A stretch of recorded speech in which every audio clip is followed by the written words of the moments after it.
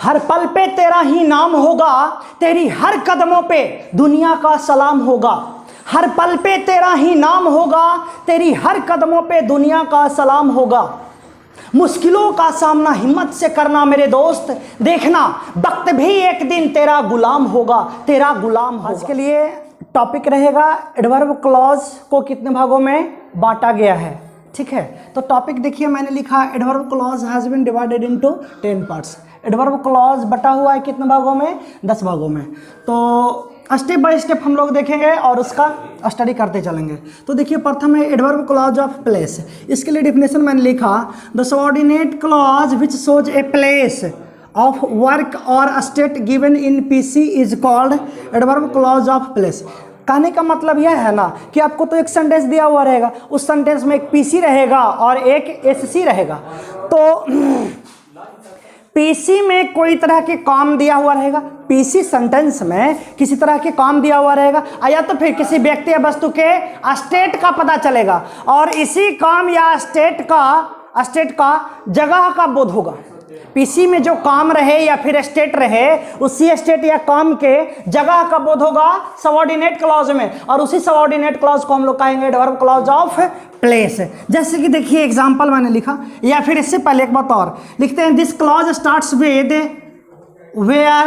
Where इवर। कहने का मतलब ना कि वह सबऑर्डिनेट क्लॉज जो कि वेयर से स्टार्ट होगा या तो फिर वेयर इवर से स्टार्ट होगा, ये एक तरह का पहचान का काम करता है। क्या चीज़ के पहचान का? तो एडवर्ब क्लॉज ऑफ प्लेस का पहचान करता है। देखिए ना, एग्जाम्पल देखा जाए, एग्जाम्पल देखिए, लिखे an old man is to preach. एक व्यक्ति जो था ना, एक बूढ़ा व्यक्ति जो था, उपदेश दिया करता था, वेयर इवर ही वेंट। अब यहाँ पे एडवर्ब क्लॉज ऑफ प्लेस की बात किया जाए तो इससे पहले थोड़ा सा देखेंगे एडवर्ब के बारे में। यदि जो पूछे तो स्टूडेंट के माइंड में यही रहता है, बस वो ज़्यादातर स्टूडेंट्स एडवर्ब ऑफ मैनर को जानते हैं, जैसे कि किसी काम को धीरे धीरे करना, तेज़ी से करना, अच्छे ढंग से करना। इस एडवर्ब के बारे में ज़्यादातर स्टूडेंट्स को मालूम होता है, लेकिन एडवर्ब का मतलब यही नहीं कि बस केवल किसी काम को करने का तरीका को बताए, बल्कि कोई काम के जगह को भी बताए, वह भी एडवर्ब है। किसी काम को होने का जगह का भी बोध हो तो वो जगह एडवर्ब है। अब यहाँ पे देखिएगा example, an old man is to preach. एक बूढ़ा व्यक्ति जो था ना, वो उपदेश दिया करता था, वेयर इवर ही वेंट। तो पहले तो आप इसमें पीसी निकाल लीजिए, तो पीसी ये हो गया। और उपदेश देने का विशेषता क्या? उपदेश देने का विशेषता क्या?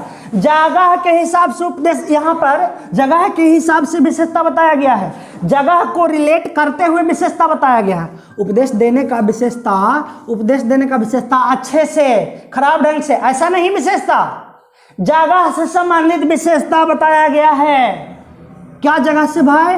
तो बताया गया है कि जहां कहीं भी वो, where you are he went, जहां कहीं भी वो जाता था वहां उपदेश दिया करता था। तो जगह, उपदेश देने का विशेषता कि जहां कहीं भी वो जाता था, जहां कहीं भी वो जाता था। तो जहां कहीं जाता था, इससे जगह का बोध नहीं हुआ। जहां कहीं भी जाता था, इसका मतलब जहां भी वो जाए वो एक तरह का जगह हो सकता है, वहीं पे वो उपदेश दिया करता था। तो उपदेश देने का विशेषता पता चला, तो इसको तो हम सबऑर्डिनेट कहेंगे, सबऑर्डिनेट क्लॉज। और उसमें भी क्या? एडवर्ब क्लॉज ऑफ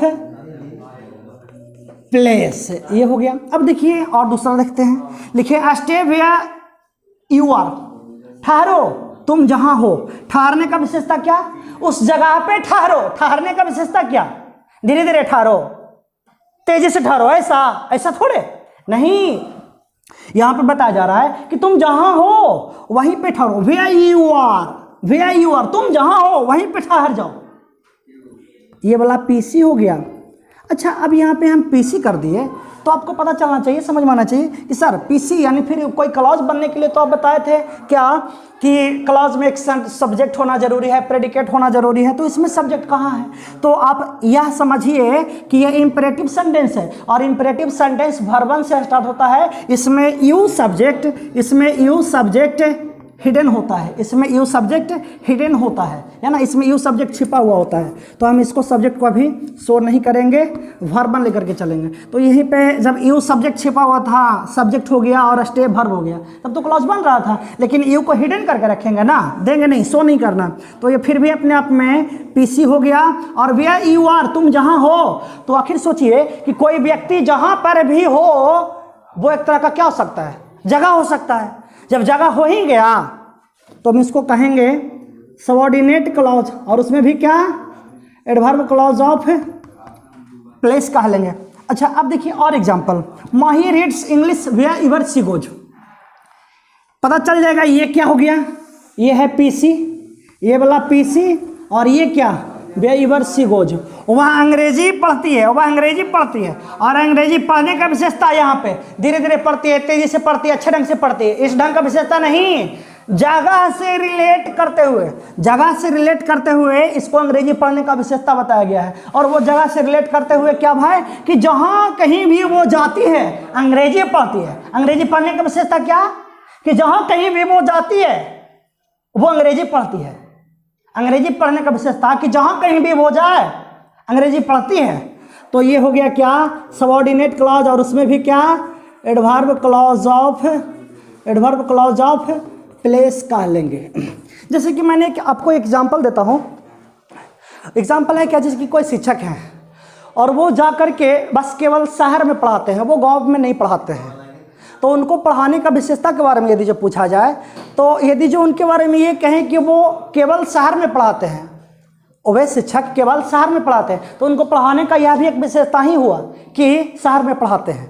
ठीक है, अब पढ़ाने का विशेषता का मतलब ये नहीं कि अच्छे ढंग से पढ़ाते हैं, खराब ढंग से पढ़ाते हैं, फास्ट पढ़ाते हैं, स्लोली पढ़ाते हैं, ये कोई ज़रूरी नहीं है कि बस केवल ऐसे ही विशेषता होता है। बल्कि पढ़ाने का जो काम है इसको कोई जगह से भी रिलेट करके बताया जाता है, तो वो जगह पढ़ाने का विशेषता हो गया। तो उसी तरह से यहाँ पे देख रहे थे हम लोग कि माही रीड्स इंग्लिश, वो जहाँ कहीं भी जाती है ना, जहाँ कहीं भी, वेयर एवर शी गोज, जहाँ कहीं भी वो जाती है, माही रीड्स इंग्लिश, माही अंग्रेजी पढ़ती है। पढ़ने का विशेषता क्या, पढ़ने का विशेषता क्या, कि जहाँ कहीं भी वो जाती है, जहाँ जाए वहाँ अंग्रेजी पढ़े। तो ये सबऑर्डिनेट क्लॉज, और उसमें भी एडवर्ब क्लॉज ऑफ प्लेस। अब इसके बाद हम लोग देखते हैं, देखिए इसके बाद मैंने लिया एडवर्ब क्लॉज ऑफ टाइम। इसके लिए डेफिनेशन है, the subordinate clause which shows time of work और state given in PC is called adverb clause of time. कहने का मतलब यह हुआ कि एक सेंटेंस दिया हुआ रहेगा, उस सेंटेंस में पीसी रहेगा और एसी रहेगा, और पीसी में कोई तरह के काम रहेगा, किसी तरह के काम रहे, किसी तरह का स्टेट रहे, और उसी काम या तो फिर स्टेट के टाइम का बोध होगा। कौन से क्लॉज से, सबऑर्डिनेट क्लॉज से। जब सबऑर्डिनेट क्लॉज से टाइम का बोध हो गया, उस सबऑर्डिनेट क्लॉज को कह देंगे क्या, एडवर्ब क्लॉज ऑफ टाइम कह लेंगे। देखिएगा और लिखे हैं कि this clause starts with whenever, while, before, after, as soon as long as, until, या तो फिर टिल। ये सब जो है ना, ये सब when ever, while, before, after, ये सब जो लिखे हैं ना, यही सबसे हमारा adverb clause of time start होता है। अब देखिए एग्जांपल में, आप इसमें दिए गए एग्जांपल है, the train had started before I reached the station, I reached the station. तो इसमें पीसी आप छांटिए, तो पीसी क्या हो जाएगा, पीसी ये हो गया, और एससी, तो हम क्या बोले थे कि वह एससी जिससे टाइम का बोध हो जाए। क्या चीज़ के टाइम का बोध हो जाए, पीसी में दिए गए काम या तो फिर स्टेट के टाइम का बोध हो जाए। तो देखिएगा इसमें ट्रेन खुलने का काम, पीसी में क्या दिख रहा है, ट्रेन खुलने का काम, और इसी ट्रेन खुलने के काम का, ट्रेन खुलना जो काम हुआ, ट्रेन खुलने का टाइम का बोध होता है इस एससी से। जब इससे टाइम का बोध हो ही गया तो कह लेंगे एडवर्ब क्लॉज ऑफ टाइम हो गया, एडवर्ब क्लॉज ऑफ टाइम हो गया, ये एडवर्ब क्लॉज ऑफ टाइम है। देखिए ना, ट्रेन खुल चुके थे कब, जब मैं स्टेशन पहुंचा उससे पहले, मुझे स्टेशन पहुंचने से पहले, तो ये भी ट्रेन खुलने का टाइम ही हो गया जी। ये सबऑर्डिनेट क्लॉज में एडवर्ब क्लॉज ऑफ टाइम का बोध होता है। फिर देखिए लिखे एज सुन एज सब रिच्ड पटना, जो ही सबू पटना पहुंचे सी फोन्ड मी। आप इसमें देख सकते हैं पीसी और एससी क्या है, तो आपको ये हो जाएगा पीसी हो जाएगा और ये क्या एससी हो जाएगा। अब ध्यान दीजिएगा एससी में भी क्या सी फोन्ड मी, हम डिफिनेशन में ही बोल दिए थे कि पीसी में एक काम दिया हुआ रहेगा या तो फिर स्टेट पता चलेगा और उसी काम या स्टेट का टाइम कब होगा सबऑर्डिनेट से। तो देखिए ना पीसी में एक काम हुआ और इस काम का टाइम नहीं पता चलता है। उसने मुझे फोन करी कब, जब वह पटना पहुंची, जब वो पटना पहुंची उसी समय वो फोन करे, इससे टाइम का बोध हो रहा है। जब टाइम का बोध हो गया तो कह लेंगे क्या चीज़, हाँ एडवर्ब क्लॉज ऑफ टाइम, ये चीज़। अब देखिए एक और एग्जांपल लिखते हैं, एक और एग्जांपल लेते हैं। एक एग्जांपल और मैंने लिखता, एक एग्जांपल दे दिया। देखिए अगला एग्जांपल है सी वॉज वेरी टायर्ड, वह बहुत थकी हुई थी, थकी हुई थी। इसका विशेषता, इसका एडवर्ब क्या, टाइम से रिलेटेड विशेषता बताया जाएगा यहाँ पे। तो क्या भाई, व्हेन आई सा हर, जब मैंने उसे देखा तब वो बहुत थकी हुई थी। तो आप देख सकते हैं ये तो पक्का स्पष्ट है, पीसी हो गया और ये क्या एससी, और एससी में भी क्या, इससे टाइम कब होता है, जब मैंने उसे देखा। आखिर जब हम उसको देखे होंगे तो वो एक तरह का क्या हो सकता है, टाइम हो सकता है। जब मैं उसे देखा, जब मैं उसे देखा, तो जब मैं उसे देखा वो एक तरह का क्या है, टाइम हो सकता है। तो इसलिए इसको हम कह लेंगे क्या चीज़ है, एडवर्ब क्लॉज ऑफ टाइम। ठीक है, अब इसके बाद हम लोग दूसरा, ये थर्ड हो जाएगा जी। तीसरा मैंने लिखा adverb clause of purpose. Definition है the subordinate clause which shows purpose of work given in principal clause is called adverb clause of purpose. कहने का मतलब ये हुआ कि आपको एक सेंटेंस दिया हुआ रहेगा, उस सेंटेंस में क्या क्या रहेगा, पीसी रहेगा और एससी रहेगा। तो प्रिंसिपल क्लॉज में कोई काम का बोध होगा, प्रिंसिपल क्लॉज में काम का बोध होगा और इसी काम का पर्पस पता चलेगा। कौन से क्लॉज में, सबऑर्डिनेट क्लॉज में। जब सबऑर्डिनेट क्लॉज से पर्पस का बोध हो गया तो हम उस सबऑर्डिनेट क्लॉज को नाम दे देंगे क्या, एडवर्ब क्लॉज ऑफ पर्पस। देखिए ना लिखे हैं this clause starts with so that, that, in order that, या तो फिर लेस्ट। यानी कि एडवर्ब क्लॉज ऑफ पर्पस ना, ये सब कंजंक्शन से शुरू होगा। अब और देखिएगा, अब देखिए लिखे हैं एग्जाम्पल, समा works hard so that she में पास द एग्जामिनेशन। अब देख सकते हैं इसमें पीसी कहाँ से कहाँ तक हो जाएगा, ये क्या पीसी हो गया, समा कठिन परिश्रम करती है, पीसी हो गया। और यही समा कठिन परिश्रम करती है एक तरह के काम ना जी, इसी काम का पर्पस बोध होगा, इसी काम के पर्पस का बोध होगा। कहाँ भाई, तो इस सबऑर्डिनेट क्लॉज में।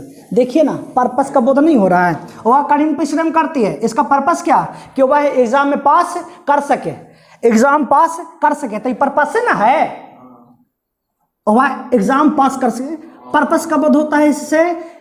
तो ये सो दैट है, सो दैट से स्टार्ट हो रहा है, ये सबऑर्डिनेट तो हुआ, और चूंकि पर्पस का बोध हो रहा है इसलिए इसको कह लेंगे adverb clause of purpose.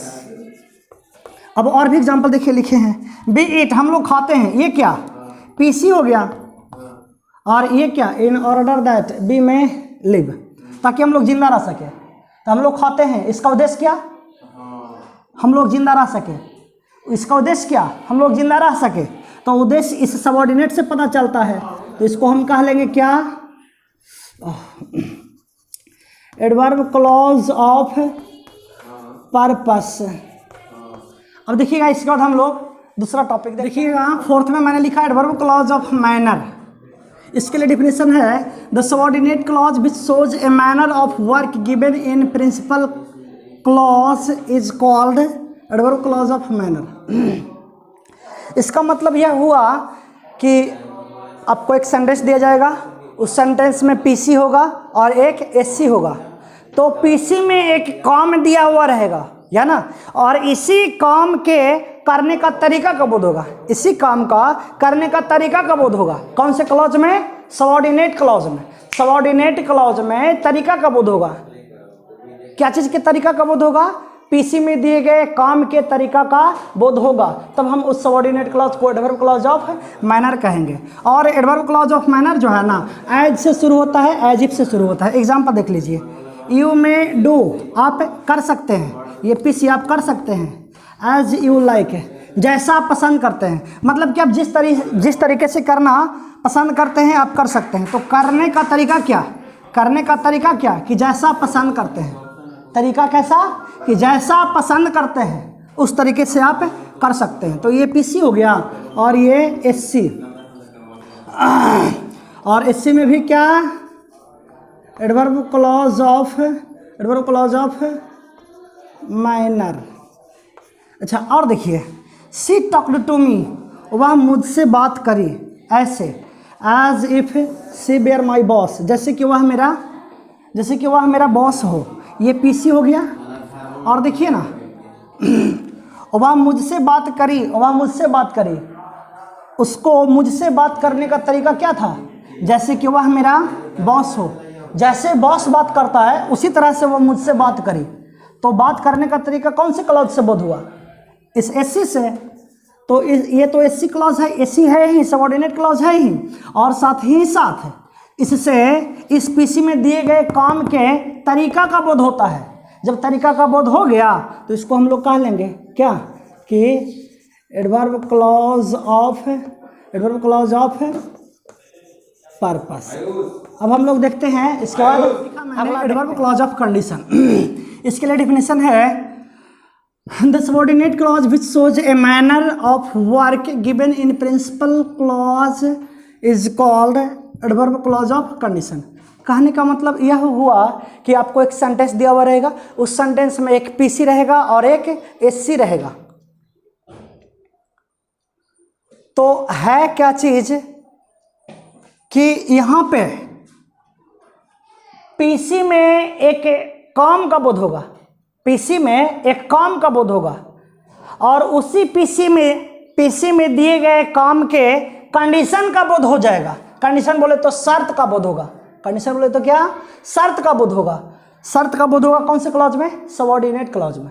Subordinate clause में एक शर्त रहेगा पीसी में दिए गए काम का, तो उसी सबऑर्डिनेट क्लॉज को हम लोग कहा लेंगे एडवर्ब क्लॉज ऑफ कंडीशन। और देखिए ना, दिस क्लॉज स्टार्ट्स विद, देखिए इफ है, अनलेस है, प्रोवाइडेड है, प्रोवाइडेड दैट है, इन केस है, यानी कि ये सब जो वर्ड है ना, ये सबसे स्टार्ट होता है adverb clause of condition. Example देखिए, इफ़ यू फॉलो मी, यदि जो आप मुझे फॉलो करते हैं, यदि जो आप मेरा अनुसरण करते हैं, आई विल हेल्प यू, मैं आपको मदद करूंगा। आप इसमें पीसी एससी पहले निकाल दीजिए, क्या हो जाएगा, पीसी ए हो जाएगा। अब हम क्यों पीसी और क्यों एससी अलग अलग कर दे रहे हैं, ये सबको मालूम है, पहले ही बता दिया गया है। ये पीसी हो गया और ये क्या, एससी। तो अब पीसी में देखिएगा एक तरह के काम का बोध हो कि नहीं, काम का बोध हो रहा है कि नहीं। आई विल हेल्प यू, मैं आपको मदद करूंगा, काम का बोध हो रहा है, लेकिन इसका कंडीशन है, इस काम के पीछे शर्त है। शर्त क्या कि you, if you follow me, यदि आप मेरा फॉलो करते हैं तब। तो इस शर्त ही नहीं हुआ, ये शर्त हुआ कि यदि आप मेरा फॉलो करते हैं, यदि आप मुझे फॉलो करते हैं तब मैं आपको मदद करूंगा। तो ये तो एससी पहले से था ही, और चूंकि ये शर्त का बोध करा रहा है तो इसलिए कह लेंगे एडवर्ब क्लॉज ऑफ कंडीशन, ऐसा। अब देखिए और भी example, unless they work hard they will not succeed, PC से निकाल लीजिएगा। तो ये क्या हो गया, ये हो गया पीसी और ये क्या, एससी। अब देखिएगा इसमें काम किया, दे विल नॉट सक्सीड, और वे सफल नहीं होंगे, जब तक वे कठिन परिश्रम नहीं करते हैं। इसका मतलब क्या हुआ, इसका मतलब ये हुआ क्या चीज़ कि वे सफल हो सकते हैं, वे सफल हो जाएंगे, लेकिन इसके पीछे शर्त क्या कि उन लोगों को कठिन परिश्रम करना है, उन लोगों को कठिन परिश्रम करना है। तो ये हो गया एससी, और एससी में भी क्या, चूंकि शर्त का बोध हो रहा है तो हो जाएगा एडवर्ब क्लॉज ऑफ कंडीशन। अब हम लोग इसके बाद देखते हैं। अब देखिए नेक्स्ट मैंने लिखा एडवर्ब क्लॉज ऑफ रिजल्ट। इसका डिफिनेशन लिखा जाए तो लिखे, the subordinate clause which shows a result of work और status given in PC is called adverb clause of result. आप यहाँ पे स्टेटस या तो फिर स्टेट भी जान सकते हैं। देखिए इस एडवर्ब क्लॉज के बारे में कुछ लिखा हुआ है, लिखते हैं this clause starts with that. कहने का मतलब ये है ना कि एडवर्ब क्लॉज ऑफ रिजल्ट जो है दैट से स्टार्ट होगा, और कुछ स्ट्रक्चर लिखे, बनावट लिखे, देखिएगा ये दैट को आने का स्ट्रक्चर रहेगा इस तरह से, सो दैट आएगा या तो फिर सच दैट आएगा। तो याद रहे ये जो सो है ना, ये सो है जो कि पीसी में रहेगा यानी प्रिंसिपल क्लॉज में रहेगा, और दैट सबऑर्डिनेट क्लॉज में चल जाएगा। फिर सच भी है ना, वो प्रिंसिपल क्लॉज में रहेगा और दैट सबऑर्डिनेट क्लॉज में चल जाएगा। एग्जांपल देखिए, आप लिखे हैं शी इज सो टायर्ड, वह इतनी थकी हुई है। इससे किसी व्यक्ति के स्टेट का बोध हो रहा है ना, वह इतनी थकी हुई है that she can not move a little, वो अब थोड़ा सा भी खिसक नहीं सकती है, थोड़ा सा भी इधर उधर हो नहीं सकती है। तो ध्यान दीजिएगा, इससे ये सी का स्टेट का बोध हुआ, ये एससी है, एससी नहीं ये पीसी है, ठीक है पीसी है, और इस पीसी में स्टेट का बोध हो रहा है। इसके ये जो पर्सन है ना, इसका स्टेट का बोध हो रहा है। स्टेट क्या है कि थकी हुई है, ये थकी हुई है, और इसी स्टेट के परिणाम का बोध होगा। तो परिणाम क्या भाई, वह इतनी थकी हुई है कि वह थोड़ा सा भी इधर उधर हो नहीं सकती है, वह थोड़ा सा भी खिसक नहीं सकती है। ये परिणाम है ना जी, कि वह इतनी थकी हुई है, इतनी थकी हुई है कि वह थोड़ा सा खिसक नहीं सकती है, ये परिणाम हुआ। कितना थकी हुई है भाई, तो इतनी थकी हुई है, इतना थकी हुई है कि वह थोड़ा सा खिसक नहीं सकती है। तो ये हो गया सबऑर्डिनेट क्लॉज, और उसमें भी क्या एडवर्ब क्लॉज ऑफ रिजल्ट कह लीजिए। अब और देखिए, फिर एक एग्जांपल लिखे, Golu is so big that he can not run. फिर ये पीसी हो गया। अब हो गया क्या चीज़ कि गोलू इतना कमज़ोर है कि वह दौड़ नहीं सकता है। इससे ये फिर स्टेट का पता चलता है किसी व्यक्ति के। गोलू का स्टेट क्या है भाई, इसका स्थिति ये है कि वो बहुत कमज़ोर है, इतना कमज़ोर है कि वह दौड़ नहीं सकता है। इतना कमज़ोर है, इसका परिणाम क्या कि वह दौड़ नहीं सकता है। तो ये हो गया सबऑर्डिनेट क्लॉज, और सबऑर्डिनेट में भी क्या एडवर्ब क्लॉज ऑफ रिजल्ट हो गया, ठीक है ऐसा। अब एक एग्जांपल और भी देख लेते हैं। एग्जांपल और लिखा मैंने, the teacher taught so well, शिक्षक इतने अच्छे से पढ़ाए दैट वी अंडरस्टूड एवरीथिंग, कि हम लोग सब कुछ समझ गए। तो ये वाला क्या हो गया, पीसी हो गया। और इतने अच्छे से पढ़ाए, इसका परिणाम क्या, शिक्षक ने इतना अच्छा से पढ़ाया कि इसका परिणाम क्या आया भाई कि हम लोग सब कुछ समझ गए। ये एससी हो गया, और एससी में भी क्या एडवर्ब क्लॉज ऑफ रिजल्ट, ठीक है। अब इसके बाद हम लोग देखते हैं, देखिए इसके बाद मैंने लिखा एडवर्ब क्लॉज ऑफ कंपैरिजन। इसमें डायरेक्ट मैंने ये बताया कि this clause starts with as और देन। ये जो क्लॉज है ना, adverb clause of comparison start होता है एज या तो देन से। एग्जांपल देखते हैं, देखिए Mercy is taller than Maya, Mercy is taller than Maya. आप इसको पीसी बना लीजिए, और ये क्या, इसको एससी बना लीजिए। हम बोले थे कि दैन से स्टार्ट होगा या तो एज से स्टार्ट होगा, तो वह भी दैन वाला एग्जांपल है। दैन से स्टार्ट हो रहा है, ये एससी हो गया। अब थोड़ा सा एक बात लगेगा कि सर आप तो कोई क्लॉज बनने के लिए दिए थे कंडीशन, क्या चीज़ की उसमें एक सब्जेक्ट होना चाहिए और एक प्रेडिकेट होना चाहिए। तो इसमें सब्जेक्ट दिखा, प्रेडिकेट नहीं दिख रहा है। तो ऐसा है कि इस तरह के सेंटेंस में, या ना इस तरह के सेंटेंस में है क्या चीज़ की दैन के बाद जो सब्जेक्ट है इसके अनुसार ऑक्सिलरी वर्ब एक हिडन रहता है, यानी कि इसको बढ़ाएंगे तो ये इज इसमें हिडन है, ठीक है। तब तो हो गया सब्जेक्ट और वर्ब हो गया, यानी कि अब क्लॉज ये बन गया। लेकिन सेंटेंस इस तरह से लिखा हुआ नहीं रहता है, ये जानेंगे आप। तो सबऑर्डिनेट क्लॉज हुआ, और ये आ करके ना एक तरह के कंपैरिजन शो करता है। तो ये सबऑर्डिनेट क्लॉज में भी क्या हो जाएगा, एडवर्ब क्लॉज ऑफ कंपैरिजन। अब एक और एग्जांपल देखिए, उसी तरह से एग्जांपल ले लिए। ये हो गया पीसी, और ये फिर क्या एससी।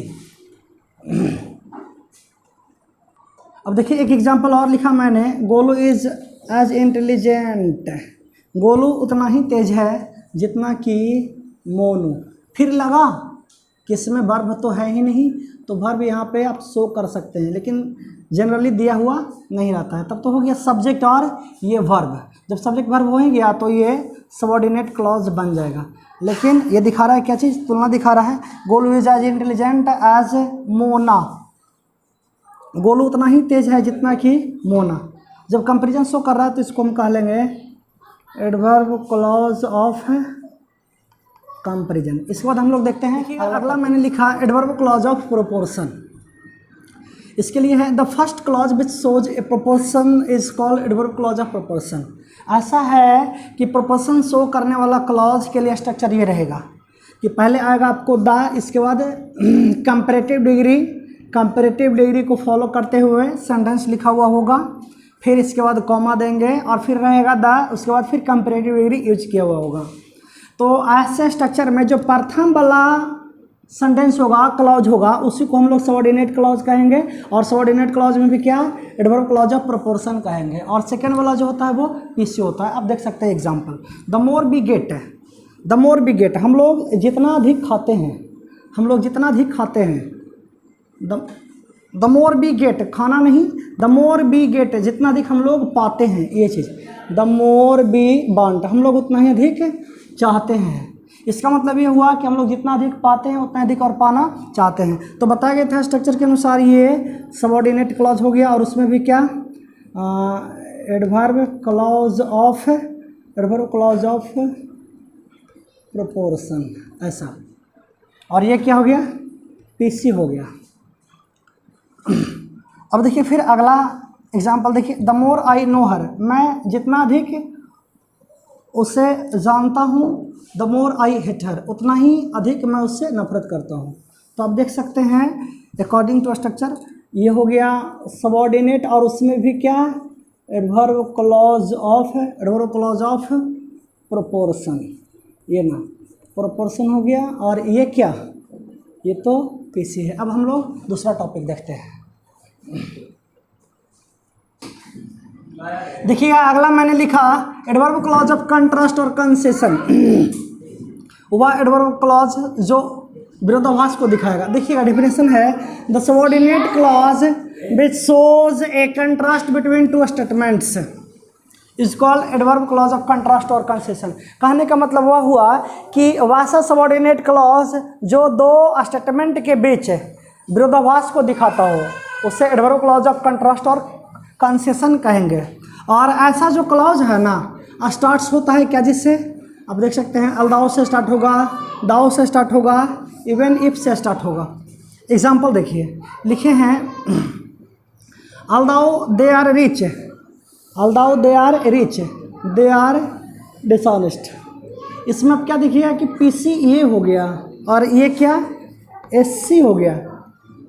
अब देखना है कि एससी में भी क्या ये विरोधाभास दिखा रहा है।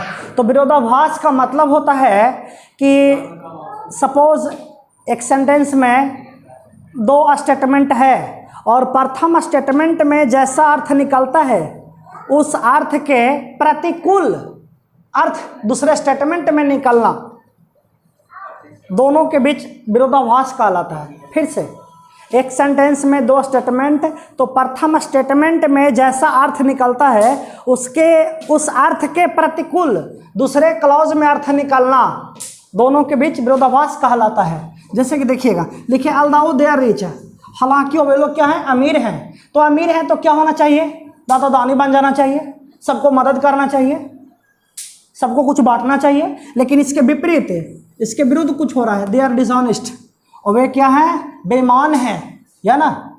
और वे लोग अमीर हैं, हालांकि वे लोग अमीर हैं लेकिन फिर भी वो क्या, बेईमान हैं। तो ये वाला पीसी है और ये क्या, एससी हो गया।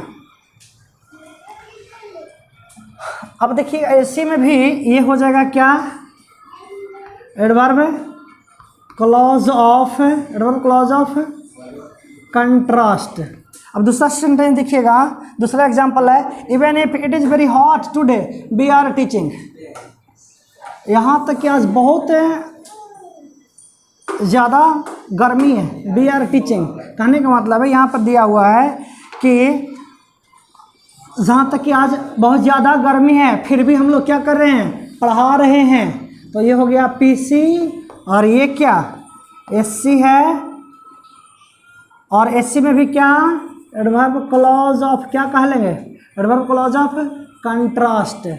यहाँ पर विरोधाभास दिखा कि नहीं, तो देखिए ना विरोधाभास क्या चीज़ की, यहाँ तक कि बहुत ज़्यादा आज गर्मी है तो इसके अनुकूल क्या होना चाहिए कि हम लोग आज नहीं पढ़ाते, लेकिन फिर भी हम लोग पढ़ा रहे हैं। तो इससे जो अर्थ निकला इसके प्रतिकूल दूसरे सेंटेंस में अर्थ निकल रहा है।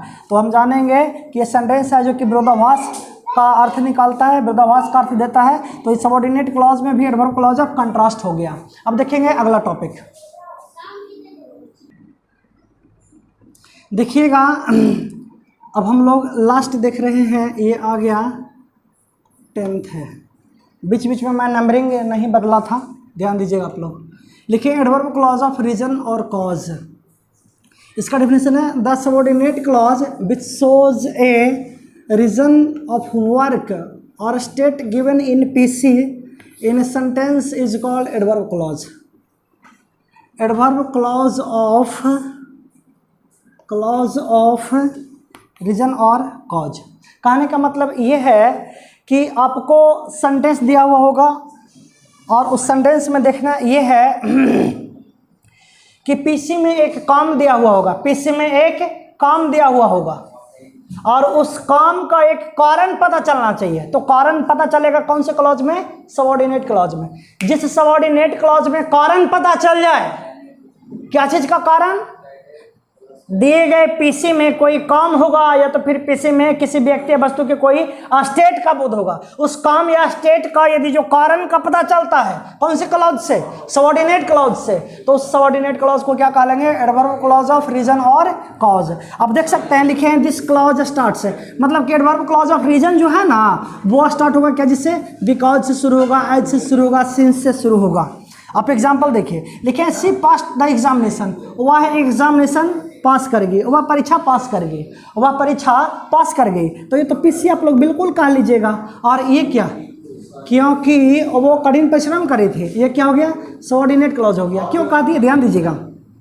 ये पीसी अपने आप में पूर्ण अर्थ रखता है, पीसी हो गया क्योंकि वह कठिन परिश्रम करी थी, अपने आप में पूर्ण अर्थ नहीं रखता, इसलिए एससी हो गया। अब एससी में भी एडवर्ब क्लॉज है, एडवर्ब क्लॉज ऑफ रीजन कहेंगे, क्यों कि वह परीक्षा पास कर गई। अब परीक्षा पास करने का क्या रीजन रहा हुआ है कि वो कठिन परिश्रम करी थी, ये वाला कारण हुआ, इससे कारण का बोध होता है। क्या चीज़ का कारण, परीक्षा पास करने का, परीक्षा पास कर गई वो, इसका कारण क्या कि वो कठिन परिश्रम करी थी, इससे कारण का बोध होता है। तो ये क्या चीज़ हो गया, एडवर्ब क्लॉज ऑफ रीजन। और एग्जाम्पल देखिए, लिखे हैं since she is liar I can't trust her, चूँकि वह झूठी है, चूँकि वह झूठी है मैं उस पर विश्वास नहीं कर सकता हूँ। तो इसमें पीसी इसको कह लेंगे, नहीं पीसी तो ये होगा, मैं उस पर विश्वास नहीं कर सकता हूँ। क्यों, इसका कारण क्या, इसका कारण ये चूँकि वह झूठी है, क्योंकि वह झूठी है। तो ये एससी हो गया सबऑर्डिनेट क्लॉज, और चूंकि कारण का बोध हो रहा है इससे, तो हो जाएगा क्या, एडवर्ब क्लॉज ऑफ रीजन। अब एग्जांपल और देखिए, as she is poor, as she is poor I can't लिखे हैं I can't buy a car. As she is poor, as she is poor she can't buy a car. तो आप देख सकते हैं इसको क्या कह लेंगे जो, और इसको क्या कहेंगे, सी कांट बाई ए कार। ये क्या हो गया, पीसी हो गया, और ये क्या एससी। एससी क्यों, ध्यान दीजिएगा, वह एक कार खरीद नहीं सकती है, वह एक कार खरीद नहीं सकती। इसका कारण क्या कि क्योंकि वो गरीब है, क्योंकि वह गरीब है, वह कार खरीद नहीं सकती है। क्या कारण है इसका, तो कारण है कि वह गरीब है। तो कारण का बोध होंगे या, तो कह लेंगे एडवर्ब क्लॉज ऑफ रीजन। तो इस तरह से हम लोग देख पाए क्या चीज़ की क्लॉज क्या था, क्लॉज कितने भागों में बटा हुआ है। अब इसके बाद हम लोग अगले वीडियो में देखेंगे क्लॉज के आधार पर सेंटेंस को कितने भागों में बांटा गया।